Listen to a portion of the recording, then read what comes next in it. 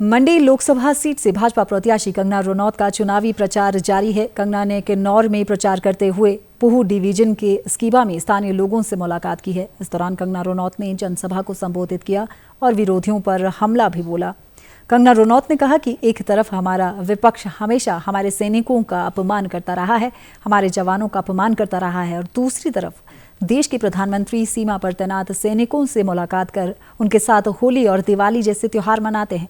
कंगना ने कहा कि मोदी सरकार ने देश की रक्षा करने वाले सैनिकों को दुश्मनों से निपटने की खुली छूट दे रखी है।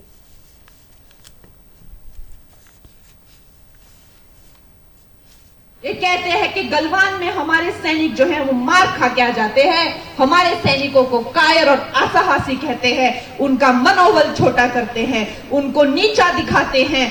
हमारे सैनिक जो सियाचिन में हमारे लिए एक तरह से शत्रु के लिए एक वॉल बन के खड़े हैं, उनका ये मजाक उड़ाते हैं, उन्हें ये भला बुरा कहते हैं। लेकिन वही हमारे मोदी जी कहते हैं कि मैं अगर होली दिवाली मनाऊंगा तो मैं सैनिकों के साथ मनाऊंगा, और सैनिकों को कहते हैं कि मुझे तुम पर पूरा विश्वास है, जाओ और उनके घर में घुसकर उनको मार के आओ। और हमारे सैनिक घर में घुसकर मार के आते हैं।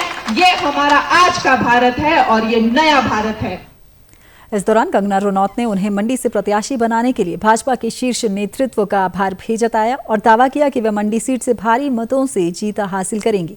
उन्होंने कहा कि वे डाकिया बनकर इस क्षेत्र का विकास करेंगी। कंगना ने कहा कि वे खुद एक गरीब परिवार से संबंध रखती हैं और मेहनत करके ही आज इस मुकाम पर पहुंची है। उन्होंने कहा कि प्रदेश की समृद्ध संस्कृति को वे देश विदेश तक पहुंचाने का काम करेंगी और प्रदेश में पर्यटन को बढ़ावा देंगी। हमारे भारतवर्ष की जो संस्कृति है वो सारी दुनिया तक पहुंचनी चाहिए, ना कि सिर्फ मैं कहती हूँ कि आप देखिए, अगर चाहे वो साउथ इंडिया की कांजीवरम साड़ी हो, चाहे वो बंगाल की कॉटन हो, चाहे वो असम हो, चाहे वो महाराष्ट्र की पैठनी हो, चाहे वो गोटे के लहंगे हो जयपुर के, चाहे वो हमारे मनाली का पट्टू हो या किन्नौर का हमारे ड्रेस हो। अगर मैं आपकी एमपी बन के आती हूँ तो मेरा मेन जो है फोकस रहेगा कि हमारे जो प्रदेश में है एक एनवायरनमेंट को नजर में रखते हुए, यहाँ की प्रकृति को और यहाँ के कल्चर को नजर में रखते हुए हम अपने कल्चर को, अपने खाने को, अपने म्यूजिक को, अपने कपड़े को, अपने पहनावे को और अपने फोक लोर्स को, फोक कल्चर को पूरे विश्व में लेके जाएं।